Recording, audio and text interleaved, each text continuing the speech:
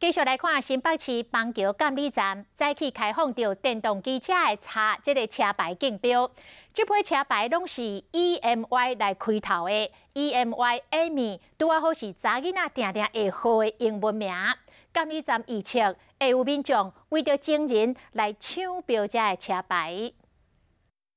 监理站开放抢电动机车车牌，这么多号码里面，你知道哪一块最热门吗？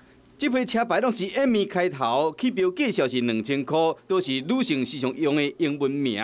邦桥监理站估计有人会来竞标。会啊，会想。为什么？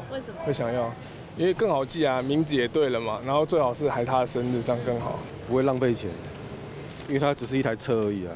英文名有意义，数字嘛真要紧。像讲2020，讲是爱你；2019，讲是爱你依旧，也是88885168，拢代表发财。第一个有人下标了，就是EMY 8888哈，就是发哈，这个谐音的这个号牌。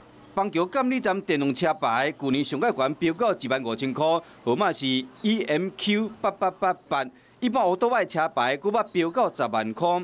MKK8888，顶多是像英文开头 VIP、BAT、NBA、BMW， 虽然受欢迎，不过拢无 MKK 遮称。原因是啥物？连监理站的人员拢唔知影。不过若想要抢到心目中的好车牌，真正会加开淡薄仔钱。